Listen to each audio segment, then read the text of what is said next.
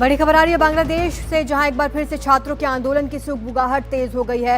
राजधानी ढाका में मार्च for unity कार्यक्रम में हिस्सा लेने के लिए देश भर से छात्र सेंट्रल शहीद मीनार पहुंच रहे हैं। आंदोलन में मारे गए छात्रों के लिए न्याय की ये लोग मांग कर रहे हैं। कार्यक्रम का आयोजन किया जा रहा है। ढाका यूनिवर्सिटी के कैंपस की ओर बढ़ते हुए छात्र जुलाई में हुए आंदोलन के दौरान मारे गए छात्रों के लिए न्याय की मांग कर रहे थे। कार्यक्रम में शामिल होने आए छात्रों ने जमकर नारेबाजी की है। सवाल उठाया गया कि आंदोलन के दौरान जो सैकड़ों लोग मारे गए, उनके हत्यारे आजाद क्यों हैं। तो बांग्लादेश में एक बार फिर से आंदोलन की सुगबुगाहट तेज हो गई है। मार्च फॉर यूनिटी में छात्र पहुंच रहे हैं। आंदोलन में मारे गए छात्रों के लिए ये लोग न्याय की मांग कर रहे हैं। बड़ी खबर बांग्लादेश से आ रही है।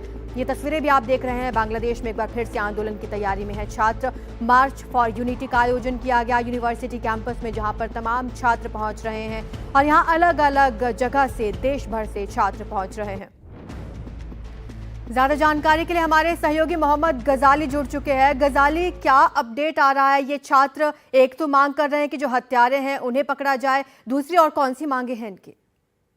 ये देखिए, इनकी सबसे बड़ी मांग ये है कि जुलाई में जो विद्रोह प्रदर्शन हुआ था जिसमें तख्ता पलट हुआ, तो उस वक्त उनकी सबसे बड़ी मांग थी कि वहां पर कॉन्स्टिट्यूशन को लागू किया जाए, संविधान को ढंग से लागू किया जाए। और शेख हसीना की सरकार को वो एक तानाशाह की सरकार की तरह देखते थे।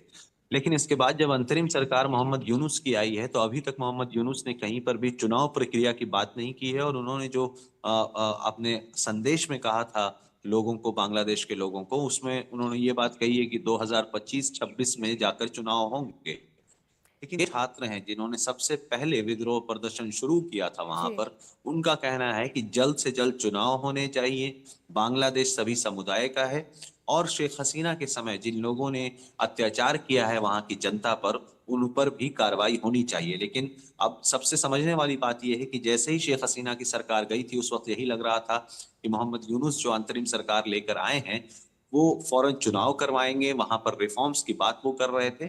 लेकिन अब जनता के कह सकते हैं कि जो सब्र का पैमाना है उन विद्रोह प्रदर्शन करने वाले छात्रों का, वो अब टूट रहा है। और न सिर्फ इन छात्रों की बात करें, बल्कि जमात इस्लामी की जो पार्टी है वहां पर बांग्लादेश की, जो मोहम्मद यूनुस की सरकार को समर्थन भी करती है, उन्होंने भी कल इस विरोध प्रदर्शन का समर्थन किया। इसी तरह खालिदा जिया की जो पार्टी बीएनपी है, उसके भी कुछ सदस्यों ने यही कहा है कि जल्द से जल्द वहां चुनाव होने चाहिए और इसको और ज्यादा टालना नहीं चाहिए, क्योंकि जितने देर तक ये चुनाव टलते रहेंगे, हालात वहां पर हमेशा तनावपूर्ण ही बने रहेंगे। तो बांग्लादेश की अंतरिम सरकार के लिए दोबारा चुनौती है। पहले उन्होंने शेख हसीना की सरकार को या उसका तख्ता पलट किया, और अब वही खतरा है वो मोहम्मद यूनुस के लिए भी मंडरा रहा है। शुक्रिया आपका गजाली इस तमाम जानकारी के लिए। तो बांग्लादेश में एक बार फिर से छात्र आंदोलन की सुगबुगाहट तेज हो चुकी है। लगातार छात्र पहुंच रहे हैं आंदोलन करने के लिए।